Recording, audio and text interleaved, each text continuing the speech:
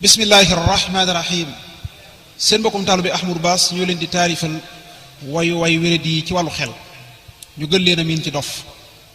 damaa génn bi saa kër di dox romb benn dof mu toog ci ruqam jël ay yoxoom faste ci waggam. damaa génn bi saa kër di dox romb benn dof mu toog ci ruqam jël ay yoxoom faste ci waggam. te léeg-léeg mu ree léeg-léeg mu jooy rafle wa ko wër. ma ngay lox keroog daa sedd booleeg tarug lëndëm wérul waaye teewul nag mu des gor nde tàllalul loxoom kenn tooñul it ña toogoon ci ak wetam. yaram waa nga sooñoo du dal du basan te léeg-léeg mu taw ndeysaan ba taa suuxal ak ëmbam. bu xiifee pupel lay dem amul ndey ju koy tibbal fa nuy këppi des lay dem fa lay fekk aw ñamam. te it mën na wax day mujj dem lekk ñam mu bon bu am yaari fan woo xam ne baaxul ci ak wéram. na muy def gisul yaayam te it am na yetti xat yu mat sa nguul lum sol da koy for ci ay sënam. bu jaaykat bi sànnee mbaango mbaa sax orange bu nëb mu daw këf ko noonee sax la koy lekk ci tëqam. ngelaw sàqi nit daw tàbbi néegam ne kàpp tëj mu des tey kanaayal wante yey dal ci ay gëtam. indeysaan bu rombeew dal mbaa pot walaw sagar da koy teg lu rëy moo tax mu koy boole ci xëmbam.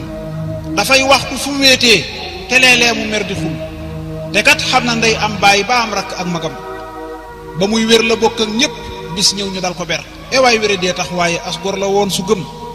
rakkam doonu nam néegam jabar jaa ngi sëy feneen te ndoom sam xamoon boobee ba tey xoolu koy gëtëm. juróom yaari dof lan fekk tàmbaa ñu rendi leen ba jël seeni awraak seeni yuur lii ka daw yaram. dañoo butti ñee xar boppi ñee ñu sànni leen ci ay kër yu kenn dëkkul ba ñuy xeeñ ñu door a xam.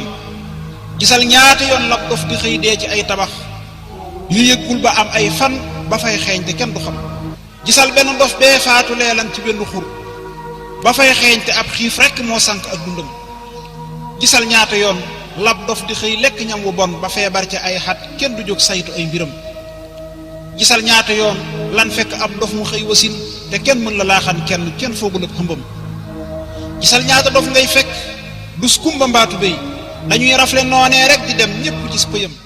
faral noppi yow baas wax du nii weete am njëriñ dafay doy salaatun yal na dal taax ak ñu ñam. fii ci bayti sono studio Serigne Kabou Mbaye moom Serigne Saliou marché Daaru Manaan à Fass pharmacie Jonn wasalaamaaleykum wa rahmatullahi wa barakaatu.